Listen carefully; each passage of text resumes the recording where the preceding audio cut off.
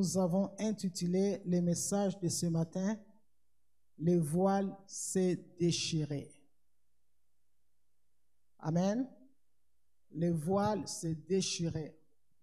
Lorsqu'on dit déchiré, c'est-à-dire le voile, d'abord c'est quoi? Le voile, c'est les rideaux qui séparaient la première partie du tabernacle et la deuxième partie du tabernacle.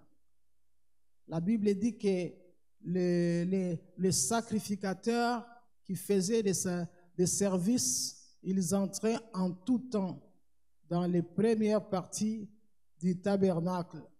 Et les souverains sacrificateurs qui entraient une fois par an, ils entraient dans le Saint des Saints, dans les deuxième partie du tabernacle. Et puis c'était séparé par un voile.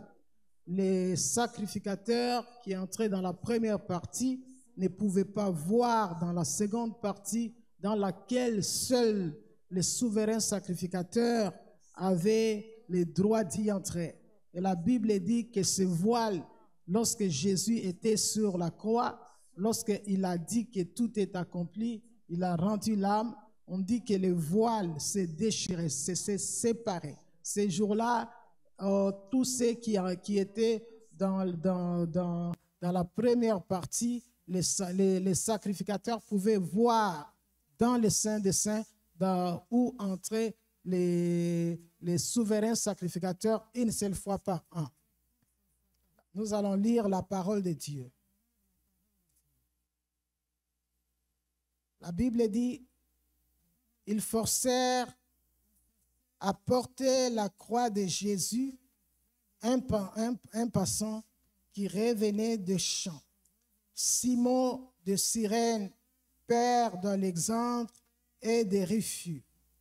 Ils conduisèrent Jésus au lieu nommé Golgotha, ce qui signifie lieu des crânes. Ils lui donnèrent à boire du vin mêlé de myrrhe, mais il ne les prit pas. Ils les crucifièrent et se partagèrent ce vêtement en tirant au sort pour savoir ce que chacun aurait. C'était la 3e heure quand ils les crucifièrent.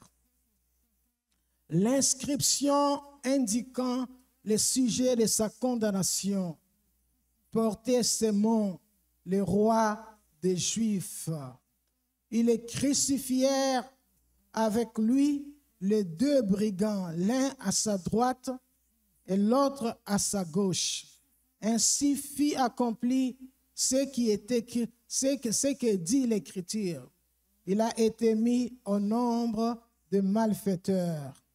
Les passants l'injuriaient, secouaient la tête en disant « Hé, toi qui détruisis les temples, qui les rebâtis en 3 jours, sauve-toi toi-même en descendant de la croix. » Les principaux sacrificateurs aussi, avec les scribes, se moquaient entre eux et disaient « Il a sauvé les autres, il ne peut se sauver lui-même. » Que le Christ, le roi d'Israël, descende maintenant de la croix, afin que nous voyions et nous croyons ceux qui étaient crucifiés avec lui, l'insultaient aussi. La 6e heure étant venue, il y eut des ténèbres sur toute la terre jusqu'à la 9e heure. À la 9e heure, Jésus s'écria d'une voix forte, « Eloi, Eloi, lama sabachthani », ce qui signifie « Mon Dieu, pourquoi m'as-tu abandonné ?» Quelques-uns de ceux qui étaient là, l'ayant entendu dire, « Voici, il appelle Élie. » Et l'un d'eux courut, remplit une éponge de vinaigre, l'ayant fixé à un roseau. Il lui donna à boire en disant, « Laissez, voyons, si Élie viendra le descendre. Mais Jésus, ayant poussé un grand cri, expira. Le voile du temple se déchira en deux depuis le haut jusqu'en bas. Amen. Mes bien-aimés, lorsque nous lisons ces textes, les textes du chemin de la croix et de la crucifixion de Jésus, ça nous rappelle ce que Ésaïe a dit dans Ésaïe 53. Lorsque Ésaïe dit, qui a cru à ce qui nous a été annoncé? Qui a reconnu les bras de l'Éternel? La Bible dit, il s'est levé devant lui comme une faible plante, comme un rejeton qui sort d'une terre desséchée. Il n'avait ni beauté ni éclat pour attirer nos regards. Son aspect n'avait rien pour nous plaire. La Bible dit méprisé, abandonné des hommes, homme des douleurs, habitué à la souffrance, semblable à celui dont on détourne les visages. La Bible dit nous l'avons dédaigné, nous n'avons pas fait de lui aucun cas. Pourtant, ce sont nos souffrances qu'il a portées. C'est de nos douleurs qu'il s'est chargé. Ésaïe dit, il avait porté nos souffrances. Il s'était chargé de nos douleurs. Aussi, quelqu'un avait porté nos souffrances. Si quelqu'un s'était chargé de nos douleurs, nous les lisons ce matin. La Bible nous dit, et c'est comme ça qu'ils ont fait avec Jésus. Ils l'ont fait porter la croix. Parce qu'il fallait qu'il porte la croix. Et vous savez, la croix, quand on dit la croix, on la faisait porter aux criminels, aux malfaiteurs, c'est-à-dire des hommes criminels qui avaient désobéi qui avaient désobéi à Rome. Maintenant, ils devaient démontrer leur obéissance publiquement à l'empereur de Rome pour aller être crucifiés. Parce que ces hommes-là, c'était des criminels. Et selon la loi, ils méritaient la mort. Mais la Bible nous dit, Jésus, le Fils de Dieu, Jésus qui a vécu sans péché, il a vécu sans péché. Il n'avait jamais commis de péché. Un homme dans la chair des hommes n'a pas péché. Oh, c'est Jésus. Mais la Bible nous dit, oh, parce que c'était le dessein de Dieu. Oh, c'était le plan de Dieu.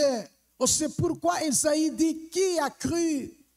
Qui a reconnu les bras de l'Éternel? Les gens pensaient qu'il était humilié. Il méritait la mort. Il était coupable, il avait blasphémé. Mais la Bible nous dit, et c'est comme ça que Dieu avait décidé de manifester sa puissance afin de nous arracher du ténèbres, comme disait Paul. Paul dit ceci aux Corinthiens, non pas aux Corinthiens, aux Colossiens. Colossiens chapitre 1, les versets 12 à 14. Paul disait aux Colossiens, rendez grâce au Père qui nous a rendus capables d'avoir part à l'héritage des saints dans la lumière. Il dit, il nous a délivrés de la puissance des ténèbres. Il nous a transportés dans le royaume du Fils de son amour, en qui nous avons reçu la rédemption et la rémission. Comme je disais aux frères auxquels j'ai donné les cours hier, vous savez, Dieu ne nous devait rien.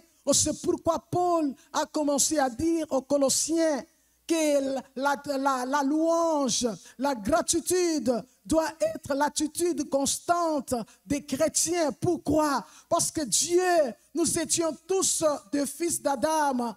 Nous sommes nés des parents déchus. Nous étions tous condamnés à aller en enfer. Mais la Bible nous dit, Dieu a envoyé son Fils pour qu'il meure à la croix, afin que nous soyons rendus capables, nous soyons rendus dignes de l'héritage de la vie éternelle que Dieu avait réservé au sein de l'Ancien Testament. Et la Bible nous dit, non pas seulement il nous a rendus capables d'avoir part à cet héritage, la Bible dit que cet héritage, la vie éternelle est gardée au ciel.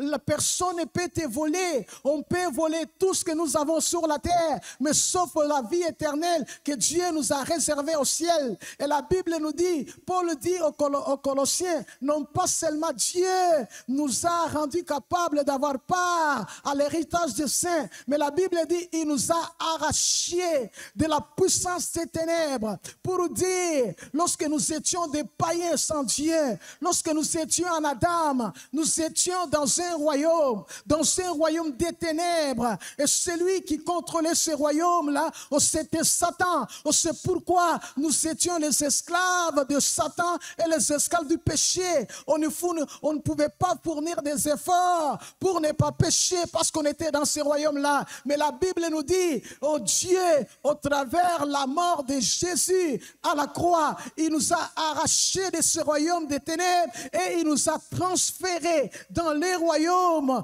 des fils de son amour, les royaumes où règne l'amour. Et dans ce royaume, il dit, des choses nous est arrivées, des choses très importantes. La Bible dit des choses, la rédemption, les rachats. La Bible dit la libération d'un esclave en payant une rançon. Vous savez, mes bien-aimés, la Bible nous dit les jours où Israël a mis les sangs au linteau, les Israélites sont sortis avec la joie parce qu'ils étaient libérés de l'oppression des Égyptiens. L'esclavagisme avait pris fin. Personne ne pouvait pas les fouetter. Personne ne pouvait pas les dire d'aller construire encore des pyramides sous l'effet des fouets. Mais ces hommes et ces femmes étaient encore esclaves de Satan. Ils étaient encore esclaves du péché. C'est pourquoi Jésus est en train de dire aux enfants d'Israël, il dit, mon Père vous a donné le vrai pain qui est descendu du ciel. Il dit que vos pères ont mangé la manne dans le désert. Ils ont mangé la manne dans le désert. Ils sont tous morts. Il dit, c'est ici le pain qui est descendu du ciel, afin que celui qui en mange ne meure plus. Et lorsque Jésus parlait de la mort, il ne parlait pas de la mort physique. Il parlait de la mort, il parlait de la mort spirituelle. Ils sont sortis de l'Égypte, mais ils étaient rebelles. Ils sont morts physiquement. Ils seront séparés de Dieu éternellement. Et c'est comme ça que la Bible nous dit, nous étions tous des morts, mes bien-aimés. Nous étions des morts. Nous sommes nés séparés de Dieu avec la nature pécheresse d'Adam. Mais la Bible nous dit, il fallait que Dieu puisse respecter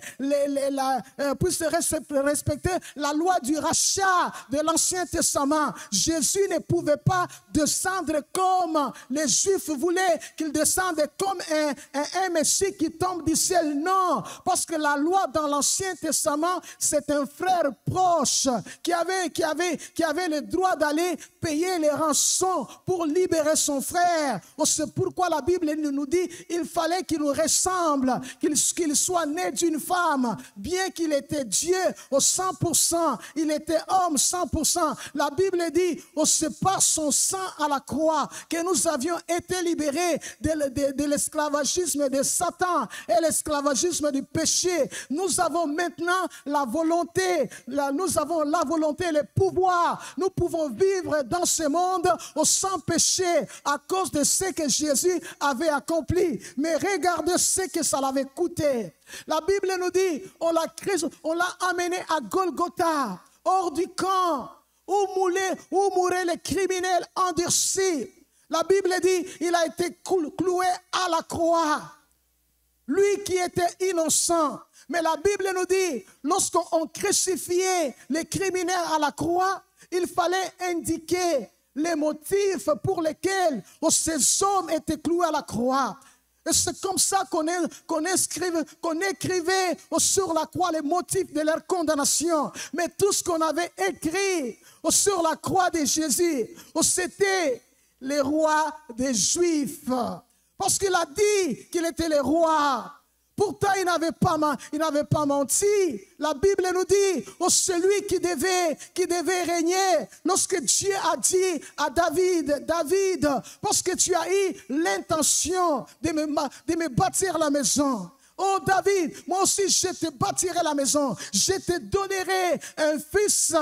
Oh, il dit, je te donnerai un fils et j'affermirai son trône éternellement. Oh, ce n'était pas Salomon dont il était question, parce que Salomon est mort. Même à la fin de sa vie, oh, Salomon s'est retrouvé en train de se prosterner devant les idoles, en train d'adorer les dieux de païens. Il est mort comme ça. Mais la première accomplissement, oh, c'était avec Salomon. Mais la deuxième, oh, c'était avec Jésus. Oh, c'est pourquoi lorsqu'il allait, la Bible dit, Bartimée a entendu le bruit. Il a entendu le bruit, Bartimée. Les gens qui criaient, les cortèges qui allaient à Jérusalem. Oh, parce que c'était pour la dernière fois qu'il allait passer par là. Bartimée a commencé à crier, aie pitié de moi, fils de David. Fils de David. Pourquoi? Parce que c'était lui. Et lorsqu'il a dit qu'il était roi, il n'avait pas menti. Oh, c'est lui, la postérité de David. Oh, c'est lui qui devait recevoir un trône éternel. Mais la Bible dit, le prix à payer, oh, c'était la mort honteuse, la mort ignominieuse. La Bible dit que ce jour-là, on s'est partagé ses habits.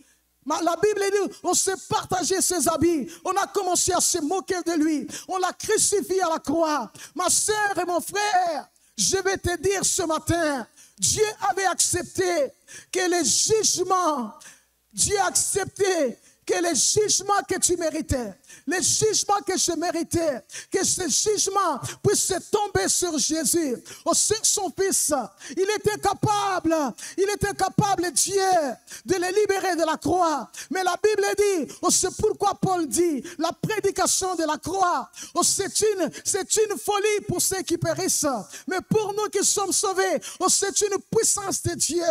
Parce que Dieu a décidé de nous sauver par la folie de la croix. Mais c'était un homme. Il était un homme 100%, comme moi et toi. Il a enduré la souffrance de la croix. Il a enduré les rejets. Frères et sœurs, c'était pour que la grâce vienne nous sauver. Pour que la grâce vienne nous chercher là où on était. On était les rejetés. On était les abandonnés. On était sous l'oppression de Satan. On était sous l'oppression du péché. On était les condamnés à aller en enfer. Mais la Bible dit, lui, il a accepté de prendre ma place et ta place. Il a accepté de prendre ma place et ta place. La Bible dit, on lui a donné le vinaigre pour boire. Mêlé du vin, il n'a pas bu. Mais il était sur la croix. Quand vous regardez les heures qu'on nous a données, on a dit on l'a crucifié les 3e heure, c'est-à-dire les 3e heure, c'est 9 heures. Jusqu'à midi, jusqu'à 15 heures, regardez le soleil du Moyen-Orient. Il était sur la croix. Les gens l'ont rappelé pour dire, oh, toi qui disais, tu vas détruire ce temple et tu vas le rebâtir dans 3 jours. Pourtant, il ne parlait pas de ce temple-là. Il parlait des temples de son corps. Parce qu'il savait qu'il allait mourir à la croix. Il allait donner sa vie pour que nous soyons sauvés. Mais bien aimé, c'est gratuit. Oh, c'est gratuit la grâce. Oh, c'est gratuit, mes bien-aimés. Oh, c'est gratuit, c'est gratuit. Il a donné sa vie pour que nous soyons sauvés. Pour toi qui es sauvé, oh, je vais te rappeler que le Seigneur sait que le Seigneur, on sait que le Seigneur veut de toi. Ta vie a été crucifiée avec Jésus à la croix. Oh, c'est pourquoi tu n'as plus le droit de planifier de ta vie. Parce que ta vie, la vie que tu as, oh, ce n'est plus ta vie, oh, c'est la vie de Jésus. Le Seigneur, lui qui a vécu, il a vécu son péché. Mais ces jours-là, il subissait ce que moi je devais subir. Pour que jamais personne n'aille à passer le temps, l'éternité en enfer. Parce que Dieu voulait nous récupérer. Mais auquel prix? Il fallait qu'il soit crucifié. Il faut qu'il soit sur la croix. La Bible nous dit, mes bien-aimés, même les criminels qui étaient avec lui à la croix, l'un d'eux a commencé à l'insulter. Il a accepté les injures. Gloire soit rendue à Dieu pour l'autre qui avait dit, oh, il a repris son prochain. Mais toi et moi, nous subissons ce que nous méritions parce que nous sommes des criminels. Mais lui, il n'a rien fait. Mais c'est à cause de moi, oh, c'est à cause de toi qu'il était à la croix. Le Seigneur voulait se rassurer que tout en étant dans ce monde, nous menons une vie victorieuse, parce que nous n'allons pas combattre, mes bien-aimés. Nous nous approprions sa victoire, tout en menant, en vivant dans ce monde, une vie victorieuse sur le monde, sur Satan et sur le péché. C'est pourquoi il était resté à la croix. Mais bien-aimés, le Seigneur nous avait donné les meilleures assurances qu'aucun assureur ne peut donner. Et encore pour vous dire, vous savez, nous payons pour les assurances, mais celui qui nous a assurés, celui-même le payeur, celui-même l'assureur, et celui qui a payé, il a payé, ma sœur, pour toi. C'est pourquoi tu dois te révolutionner. Tu n'as pas besoin de vivre la vie que tu vis. Tu n'as pas besoin de laisser le péché te condamner et te dominer plutôt. Tu n'as pas besoin de marcher dans la haine, dans la jalousie, dans la colère, parce que Jésus à la croix, il nous a pas seulement sauvés, mais la Bible nous dit, il nous avait même libérés. Oh, j'aime quand Paul dit à Tite, la grâce, source de salut pour tous les hommes, et nous enseigne à renoncer à l'impiété et à vivre dans ce siècle présent selon la piété. Il dit selon la piété, en entendant la bienheureuse manifestation du Fils de Dieu. La grâce qui nous a sauvés. Non pas seulement la grâce qui nous a sauvés, elle nous enseigne aussi à mener une vie de sainteté, une vie de piété, une vie attachée à Dieu. Parce qu'il a souffert pour ça. Mon frère, ma soeur, tu n'as pas droit à ta vie parce qu'elle ne t'appartient pas. Elle appartient à Jésus. C'est elle qui l'a sauvé. C'est elle qui l'a libéré. Restez à la croix. La Bible dit, les gens ont dit, toi qui as sauvé les autres, le souverain sacrificateur, pouvait se moquer aussi de lui. Tu as sauvé les autres, sauve-toi toi-même. Nous saurons que tu es l'élu, le Christ de Dieu. Il était le Messie, il était le roi de Dieu. Il était celui qui avait rempli toutes les conditions pour nous racheter. Il pouvait parler aux croix, et les croix, il pouvait parler aux clous plutôt. Les clous allaient tomber. Il pouvait parler, il pouvait faire comme Élie. Invoquer le feu et tous ces hommes allaient mourir. Mais comme il disait à Jean et à Jacques, vous ne savez pas de quel esprit vous êtes animés. Le Fils de l'homme n'est pas venu pour perdre les âmes, mais pour les sauver. La Bible dit, mes bien-aimés, il avait soif. Qu'est-ce qu'on a fait? C'est le vinaigre qu'on a mis sur l'éponge. Il a goûté. C'était ça, le goût de mes péchés et le goût de tes péchés. C'était amer. Il subissait ça pour nous. Pourquoi vivre une vie de péché? Pourquoi marcher comme des vaincus? Non. Tu dois te révolutionner et dire à Satan, je sais qui je suis. Je sais qui je suis parce qu'un jour un homme est resté à la croix. Frères et sœurs, pour vous qui refusez la grâce, que Dieu vous a tendu pendant ce temps. Un jour, vous allez passer devant les trônes des jugements. Les gens disent, mais pourquoi un Dieu d'amour va-t-il juger les hommes et les femmes? Aussi, il avait accepté que les jugements tombent sur son fils. Il a accepté. C'est parce qu'il voulait épargner les hommes. Pierre est en train de dire, le Seigneur nous a attesté d'aller prêcher à tous les hommes et de dire, oh, celui que Dieu a destiné à être les juges des vivants et des morts. Il dit, et quiconque croit en son nom, la Bible dit, reçoit en son nom le pardon de ses péchés.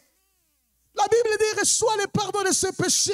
Oh, c'est maintenant que tu es vivant. Oh, c'est maintenant que tu marches, que tu peux recevoir le pardon des jugements, le pardon de tes péchés plutôt. Tu peux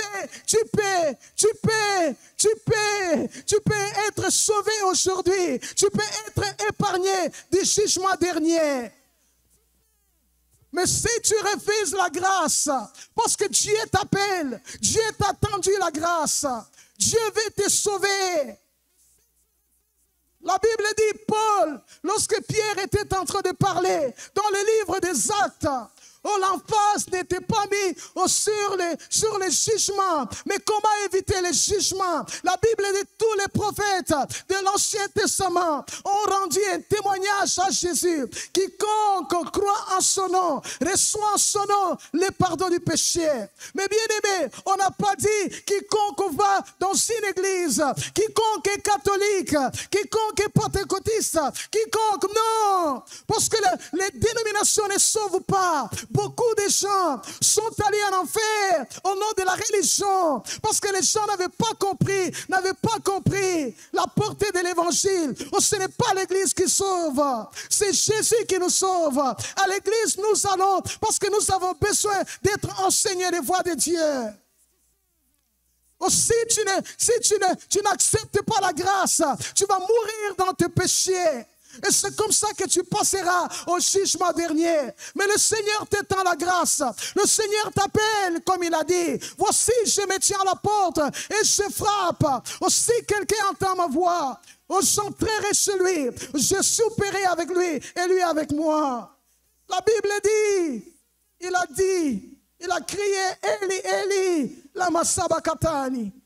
La Bible dit, Dieu l'avait abandonné pour faire de lui. La Bible dit, il avait abandonné. Il a abandonné à la croix parce qu'il fallait nous sauver. Il a abandonné à la croix parce qu'il fallait qu'il paye le prix. Il a abandonné à la croix parce qu'il fallait qu'il achève, qu'il puisse finir cette œuvre. Mais la Bible dit, il a crié, et tout est accompli. La dette entièrement payée. Et lorsqu'il a expiré, la Bible nous dit, dans les temples, un spectacle s'est produit. Les rideaux s'est déchirés. Ma soeur, mon frère, les rideaux s'est déchirés. Les rideaux s'est déchirés. Aussi, vous comprenez les privilèges que nous avons. Je lisais dans la Bible. La Bible disait,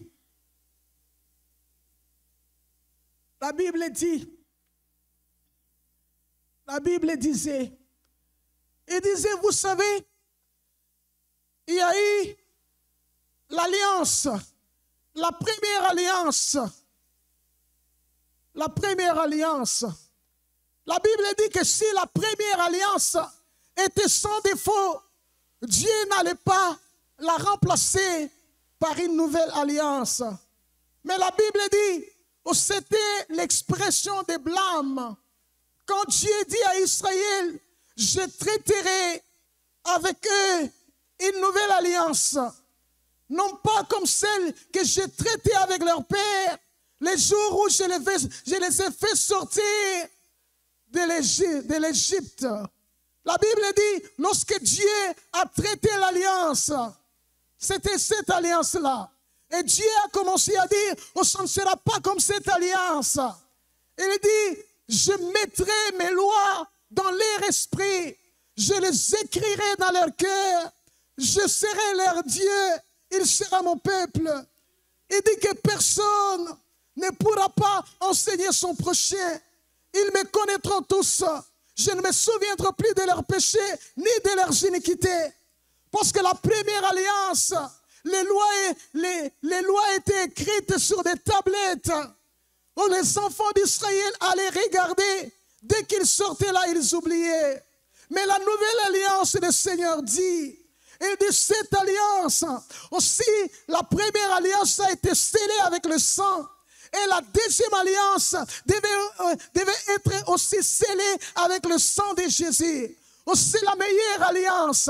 Et la Bible dit, Dieu a écrit. Il a écrit ses lois dans notre esprit. Il a mis les lois dans notre cœur. C'est pourquoi pendant que je vous enseigne, vous entendez le Saint-Esprit à l'intérieur de vous. Le Saint-Esprit est en train de vous enseigner au-delà. Ce n'était pas comme ça avec l'ancienne alliance.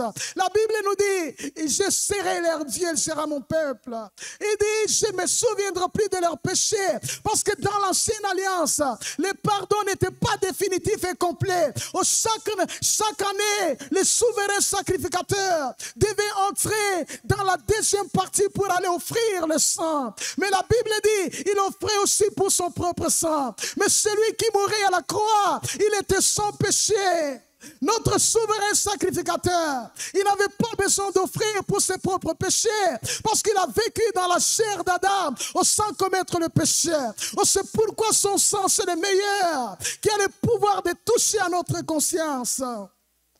La Bible dit, nous sommes pardonnés tous les péchés que nous avions commis. Et ça ne couvre pas comme les sangs des taureaux et des boucs couvraient. Mais la Bible nous dit quoi? La Bible dit que, vous savez, on avait choisi Aaron pour être, oh mes bien-aimés, nous sommes les privilégiés. Le sacerdoce d'Aaron était transmissible parce qu'Aaron est mort, il est resté dans la tombe.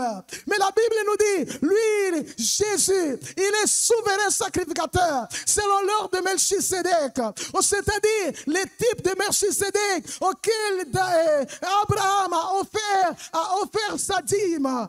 On disait, selon la signification de son nom, c'est le roi de Salem. Il n'avait ni père, ni mère, ni généalogie, ni commencement de vie, ni fin de jour. La Bible nous dit aussi les sacerdoces d'Aaron étaient transmissibles. On se pense qu'Aaron est mort, mais les sacerdoces de Jésus n'est pas transmissible parce qu'il est ressuscité. Il est assis à la droite. Il est vivant, mon Seigneur, assis à la droite de la majesté du trône de Dieu dans les cieux. Mais écoutez ce que la Bible nous dit. Lorsqu'on parle de ce tabernacle-là, on dit que les Lévites, c'était un privilège des Lévites pour entrer, pour être parmi les sacrificateurs. Mais la Bible nous dit, il nous a rachetés pour Dieu son Père. Il a fait de nous tous un royaume de sacrificateurs. Nous sommes devenus des sacrificateurs. Nous avons ce privilège. Mais la Bible dit, le sacrificateur, la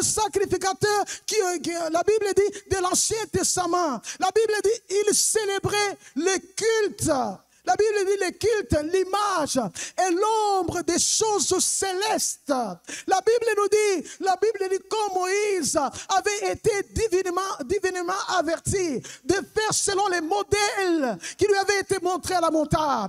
C'est-à-dire, depuis les temps anciens, il y avait un tabernacle au ciel. La Bible dit, c'est pourquoi on dit Jésus, la Bible dit Jésus, il est le ministre du vrai sanctuaire et du véritable tabernacle qui n'a pas été dressé par les hommes mais qui a été dressé par Dieu lui-même. La Bible dit, qu'est-ce qui avait précédé?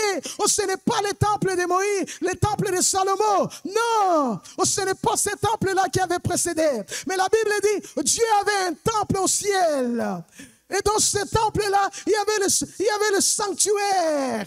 La Bible dit, c'est comme ça qu'on a dit à Moïse de faire, selon les modèles qui lui avaient été montrés à la montagne. C'est-à-dire, l'original était au ciel. Et la Bible dit, la copie sur la terre. Mais c'est l'original qui avait précédé la copie. Dieu dit à Moïse, fais selon les modèles. La Bible dit parce que ce temple, les sacrificateurs ont célébré, ils célébraient le culte qui était l'image et l'ombre des choses célestes. La Bible dit que c'est comme ça que l'auteur des Hébreux dit. Il dit que vous savez, les sacrificateurs, les enfants de Lévi, qui faisaient le service en tout temps et qui entraient dans la première partie. Et la Bible nous dit, et les souverains sacrificateurs qui entraient une fois par an dans la deuxième partie. La Bible dit, le Saint-Esprit montrait que tant que le premier tabernacle subsistait, le chemin de Saint n'était pas encore ouvert. Mais il fallait que ça soit à la croix. La Bible dit, il fallait que ça soit à la croix. Frères et sœurs, c'est pourquoi la Bible dit, les prophètes qui ont prophétisé, touchant la grâce qui nous était réservée, ils ont fait de ce salut l'objet de leurs recherches et de leurs investigations, voulant sonder l'époque marquée par l'Esprit de Christ qui était en eux. On dit que parce que l'Esprit de Christ qui était dans les prophètes attestait la souffrance de Christ et la gloire dont il serait suivi. Et parmi la gloire, c'était l'inauguration de ce sanctuaire céleste.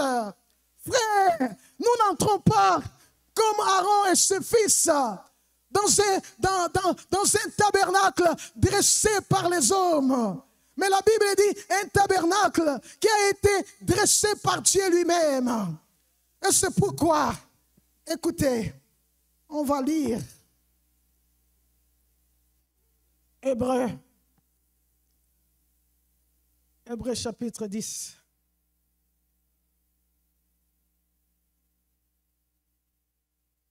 Nous ne pouvons pas taper à côté de ça.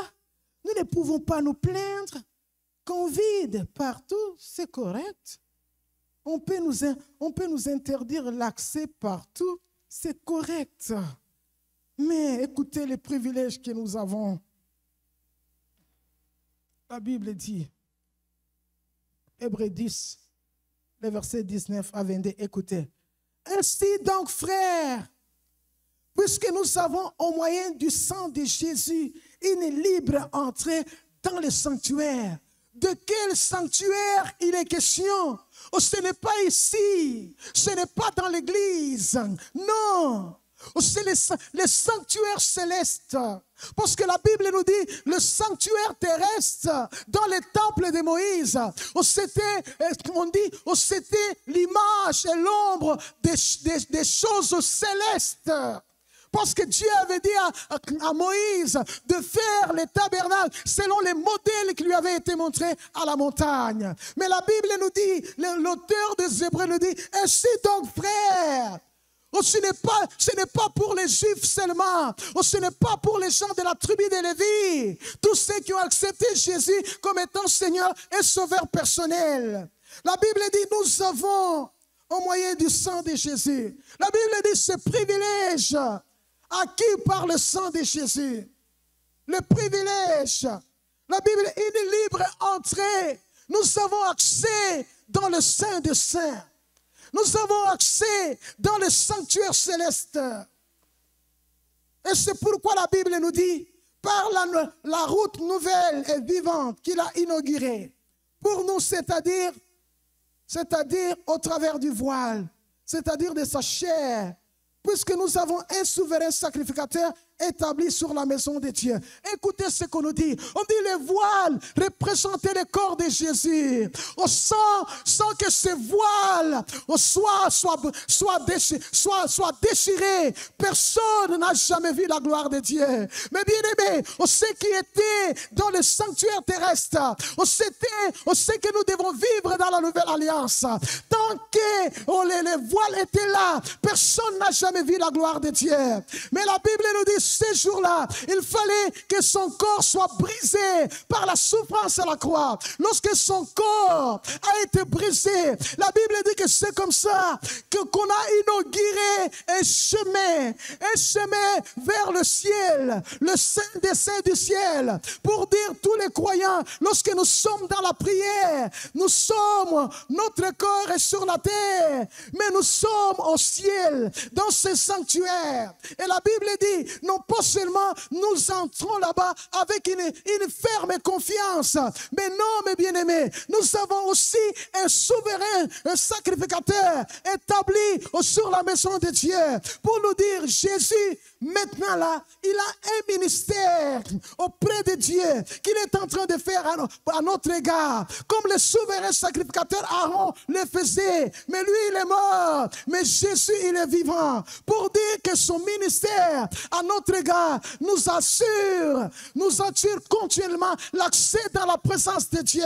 C'est pourquoi aussi on nous a fermé l'accès aux hôpitaux. Mais bien aimé, quelle merveille que nous vivons. Nous avons accès pas auprès des célébrités, pas accès à Ottawa, pas accès à Québec, pas accès auprès des rois de la terre. Nous avons accès auprès des souverains, les souverains créateurs de l'univers, avec un souverain sacrificateur vivant qui est en train d'accomplir un ministère à notre faveur. Pourquoi tu pleures? Oh mes bien-aimés, ce n'est pas le temps d'envoyer quelqu'un. Le privilège dans l'Ancien Testament était seulement pour Aaron et ses enfants. Mais dans la Nouvelle Alliance, Jésus a fait de nous tous un royaume de sacrificateurs. Aussi longtemps que le sang a coulé à la croix, tu as droit d'aller entrer. Aussi longtemps que son sang a été versé à la croix, tu as le droit d'y entrer.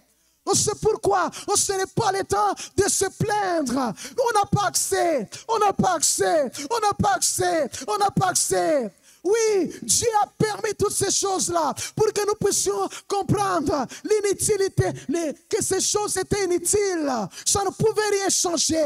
Qui penserait un jour qu'on nous interdira accès partout, mais sauf au ciel, parce que les rideaux s'est déchiré. Il y a de cela 2000 ans, le sanctuaire du ciel a été inauguré. Allons là-bas avec nos requêtes, mes bien-aimés. Allons avec nos problèmes. Allons adresser la prière, les prières à Dieu. Oh, tu peux être partout où tu es. Oh, Dieu va t'exaucer. Oh, c'est pourquoi l'auteur des Hébreux dit, approchons-nous donc.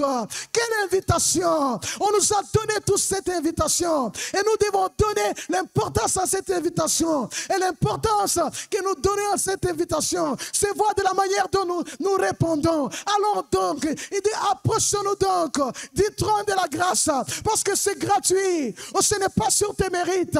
Oh, c'est sur les mérites de Jésus. Parce qu'il avait été frappé à la croix. Parce qu'il est mort à la croix. Parce qu'il a versé son sang. Et Dieu t'appelle. Pourquoi tu pleures? Pourquoi tu te plains? Pourquoi tu murmures? Ce n'est pas l'Ancien Testament. Oh, c'est la Nouvelle Alliance. Tu n'as pas besoin d'attendre après ton pasteur. Non. Tu es aussi parmi les sacrificateurs. Tu n'as pas besoin d'attendre après un ami. Dieu dit, approchons-nous donc. La Bible dit, approchons-nous donc du trône de la grâce. C'est gratuit. Les mondes dans lesquels nous avons, nous payons tout. Les gens nous font payer pour tout. Et tu veux ça? Je vais te taxer. Tu veux ça?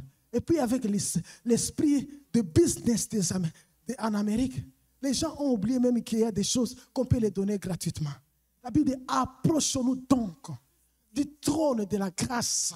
Approchons-nous donc du trône afin d'obtenir miséricorde. Aussi, tu avais commis un péché. Regrette ton péché. Dieu va te le pardonner. Parce que le sang de Jésus a le pouvoir. Le sang de Jésus est là. La Bible dit, hors sans la loi. Toutes les choses, on dit que selon la loi, toutes les choses étaient presque purifiées par le sang. Et il y a sans effusion du sang. Il n'y a point le pardon des péchés. Mais son sang a coulé il y a 2000 ans. Son sang a coulé il y a 2000 ans. Peu importe le péché que tu as commis. Son sang a coulé il y a 2000 ans. Dieu t'invite. Il dit, approche-toi de lui. Il dit, afin de faire quoi? De trouver grâce. De trouver grâce.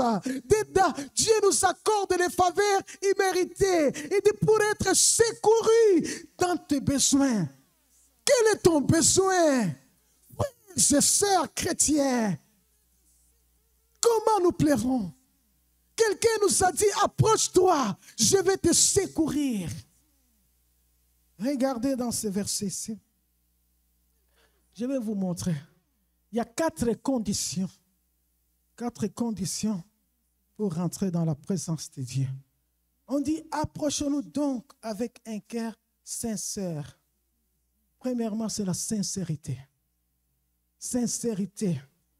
Vous savez, les enfants d'Israël adoraient Dieu de cœur et de lèvres, pas de leur cœur. C'est pourquoi la Bible dit, Ésaïe a prophétisé, ce peuple m'honore de lèvres et les cœurs sont loin de moi. C'est-à-dire la sincérité. Quand on dit la sincérité, quand tu t'approches devant Dieu, tu es sincère, tu es capable de lui dire, Seigneur, regarde ce que je fais. Regarde ce que je sens la tristesse dans mon cœur. Ces derniers temps, j'ai besoin que tu m'aides dans ces domaines. La sincérité. Dieu connaît ton cœur, mais Dieu veut la sincérité. Dieu cherche des chrétiens sincères. La Bible dit, dans la plénitude de la foi, la certitude, la ferme confiance, la conviction que nous serons exaucés. Vous savez, je vous avais envoyé les vidéos là de ces messieurs-là satanistes qui a travaillé pour le compte de Satan, qui a dit, il a fait beaucoup des expéditions dans les lieux célestes parce qu'il avait la mission d'aller détruire des églises, la mission d'aller arrêter les prières des chrétiens. Il dit que dans les domaines spirituels, dans les lieux célestes, la prière des chrétiens leur parvenait sous 3 formes. C'est très important, frères et sœurs.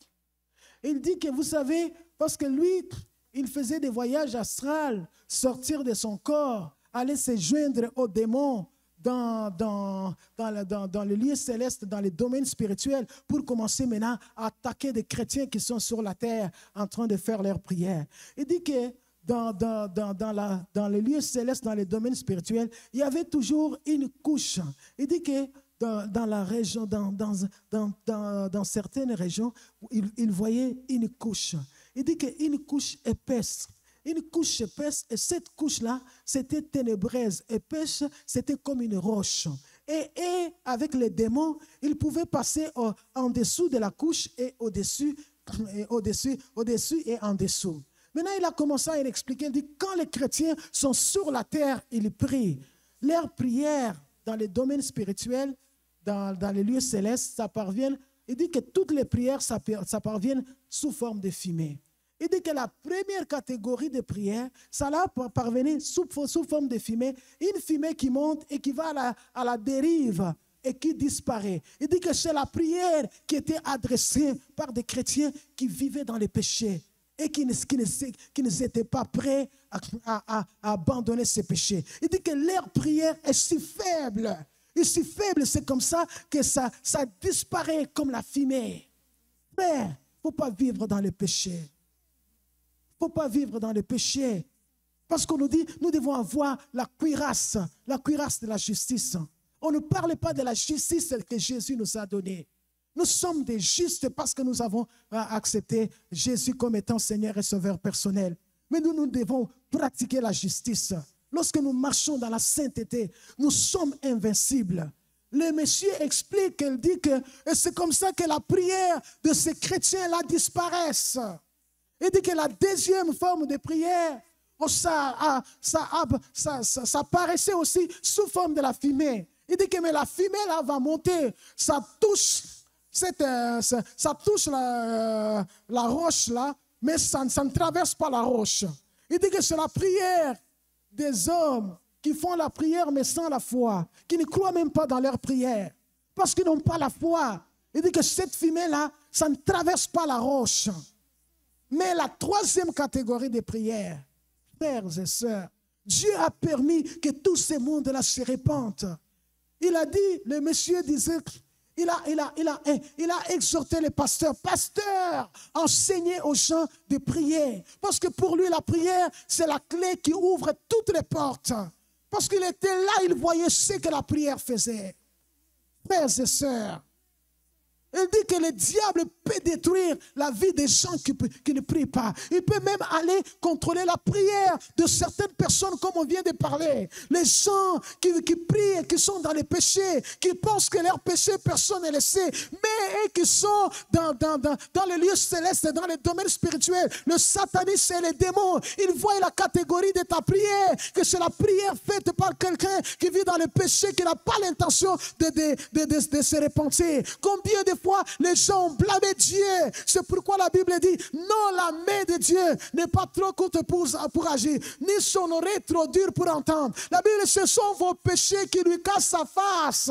Les péchés créent une séparation entre toi et ton Dieu. Frère,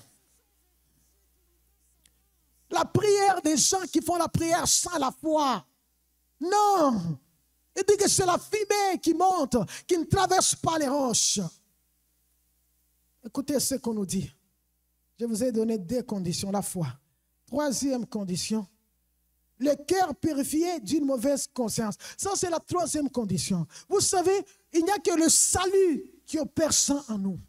La Bible dit aussi le sang des taureaux des boucs et la cendre d'une vache, versés sur ceux qui sont souillés, on sanctifie et procure la pureté de la chair. À combien plus forte raison le sang de Christ, qui par un esprit éternel s'est offert lui-même sans tache à Dieu, purifiera notre conscience des œuvres mortes, afin que nous servions le Dieu vivant. Ça se passe lorsque nous sommes sauvés. Donc, c'est-à-dire, lorsque nous acceptons Jésus comme étant Seigneur et Sauveur personnel, nous nous approprions son sang.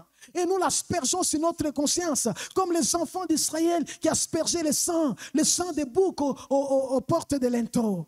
Oh, c'est ça le salut, ça lave le sang de Jésus, ça touche à notre conscience. Oh, si tu n'es pas sauvé, frères et sœurs, tu ne peux pas vivre ça. Donc il y a la sincérité, la foi et aussi le salut. La 3e et 4e condition. On dit les corps lavés d'une eau pure. Ça, c'est un langage symbolique. Les corps, c'est-à-dire, c'est nos vies. L'eau, c'est la parole. C'est-à-dire, lorsque nous écoutons la parole de Dieu, nous obéissons à la parole. Nous nous séparons du péché. La Bible dit nos vies sont purifiées des souillures quotidiennes. Nous sommes sanctifiés. Oh, c'est la prière de la 3e catégorie des prières. Il dit que les gens qui ont la foi, qui marchent dans la sanctification, lorsqu'ils commencent à prier, il dit que leur prière, c'est comme la fumée. Mais dans la fumée, là, il y a le cendre de feu. Il dit que le cendre de feu, ça arrive. Il dit que ça, les messieurs, il dit que ça touche la roche. Et puis la roche commence à se dissoudre comme la cire. Il dit que c'est très chaud. Aucun démon ne peut pas résister. Il dit même aucun esprit humain ne pourra. Il a dit qu'à maintes reprises, ils ont fui. Ils ont abandonné leur poste. Parce que sur la terre, un chrétien est en train de prier. Et cette prière faite avec foi, avec une vie pure, une vie qui craint Dieu, une vie qui obéit à la parole de Dieu. Il dit que c'est comme la fumée, mais avec le cendre de feu. Et c'est comme ça qu'il fouillait. Il dit que quand il fouille, le ciel devient dégagé. Il dit que le chrétien qui a prié commence à opérer sur un ciel ouvert. Le monsieur dit, la gloire de Dieu vient, ça descend sur la personne qui prie. Il dit que dès que tu sors là, tu as la gloire de Dieu. Tu as la gloire de Dieu. Mais il dit, écoutez très bien. Il dit que des fois, quand les gens commencent à prier au début, leur prière est comme la première catégorie de prières. plus qu'ils augmentent l'intensité de prière, il dit que la prière est en train de changer, deviennent comme la deuxième catégorie et la troisième catégorie. Il dit que les satanistes qui sont dans le lieu céleste, dans les domaines spirituels, en train de faire des expéditions, ils vont téléphoner ceux qui sont en bas. Il dit apporter la distraction à ces chrétiens-là, parce que leur prière commence à changer de dimension. Et c'est comme ça que vous voyez que le téléphone sonne. Tu as envie d'aller à la toilette.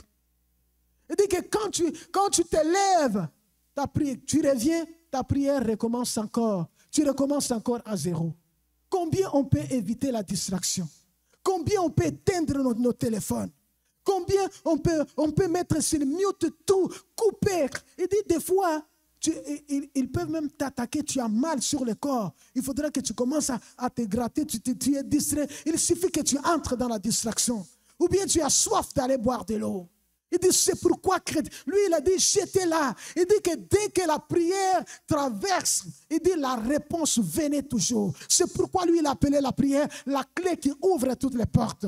Frères et sœurs, nous devons être disciplinés. Lorsqu'il faut, il faut le temps de parler avec Dieu. On nous a donné ces quatre conditions. Nous devons être sincères, mais bien aimés, non pas seulement la sincérité. Nous devons avoir la foi. Nous devons avoir, il ne faut pas... nous sommes tous sauvés, c'est vrai, mais il y a des fois, si tu as commis des péchés, confesse-le, applique le sang de Jésus pour que tu sois purifié. N'entre pas, tu peux tromper des hommes, mais pas Dieu. La Bible nous dit, approchons-nous, entrons dans le Saint des Saints. Oh, c'est gratuit, parce que les voiles se déchiraient. Jésus a payé le prix, et Dieu dit, pour être secouru dans vos besoins. Le monde est en suspense. Il y a des gens qui nous venaient au secours, ils ne peuvent plus. Les restaurants viennent nous livrer la nourriture sur les portes. Des gens qui venaient nous livrer des choses. Ceux qui devaient venir nous soigner, des fois, ils tombent aussi malades. Le Covid n'a pas touché le ciel. Vous savez, on désinfecte partout, même à Ottawa, mais pas au ciel. Et Dieu dit, approche-toi pour que je te secours. C'est un privilège incroyable. Moïse et tous les prophètes de l'Ancien Testament voulaient ce privilège. Mais Dieu a dit, je l'avais destiné pour toi. Parce que le sanctuaire céleste a existé avant le sanctuaire terrestre. Mais ça devait être inauguré qu'au travers la mort de Jésus, parce que son corps allait été brisé. Donc le prix pour entrer dans le Saint des Saints, dans la présence de Dieu, c'est le sang de Jésus. Ça coûte très cher. Ce qui est rare est cher. Ce n'est pas le sang des hommes, mais c'est le sang de Dieu. Oh, c'est pourquoi tu n'as pas droit à rester avec les mêmes problèmes des années, te plaindre, murmurer, pleurer. Tu n'as pas droit. Oui, dans l'Ancien Testament, parce que le privilège était limité aux enfants d'Aaron. Mais dans la Nouvelle Alliance, tu n'as pas besoin d'attendre après ton pasteur. Entre dans la présence de Dieu. Dieu dit, je vais te secourir. Et c'est pourquoi ce sataniste-là, lui, il a dit, la prière, c'est la clé qui ouvre toutes les portes.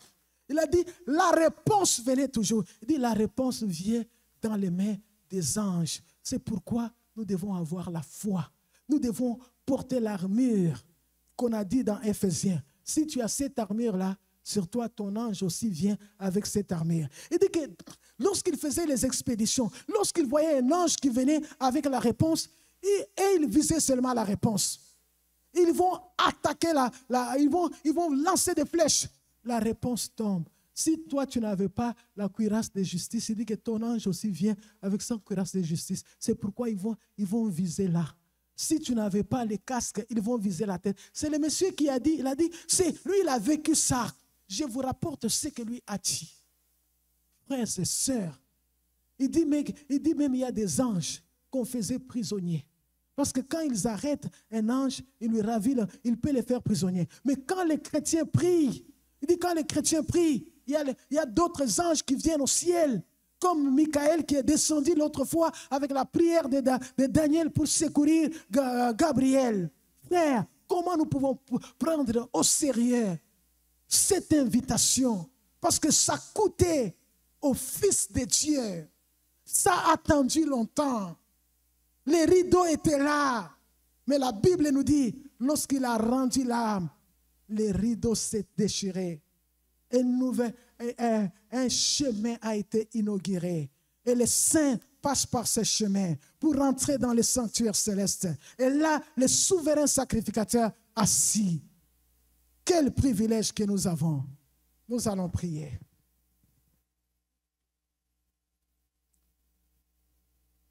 Vous savez, quand quelqu'un écrit un chèque en ton nom, il te dit, regarde, prends ce chèque, va l'utiliser. Si tu prends le chèque là, prenons par exemple un chèque de 50 millions. On t'a dit un chèque de 50 millions, va l'utiliser. Et toi, tu prends le chèque là, tu vas le mettre dans l'armoire. Tu l'as gaspillé. C'est ce que Jésus a fait. Jésus, en mourant à la croix, il avait écrit un chèque. Il avait écrit un chèque avec toutes les demandes de nos besoins sur la terre. Il a signé avec son sang. Il a dit toutes les fois que tu es dans le besoin, présente-toi devant mon Père et il va te livrer. Il y aura livraison par les anges. C'est pourquoi nous voulons prier, nous voulons dire au Seigneur, fais-moi grâce. Fais-moi grâce de me servir de ce privilège qui m'a été donné au maximum. De me servir de ces privilèges, de ne pas les gaspiller. Je vais me servir de ces privilèges. Nous allons prier. Seigneur notre Dieu, Seigneur notre Dieu, aide-nous, nous les chrétiens de la Nouvelle Alliance. On nous a refusé l'accès partout, à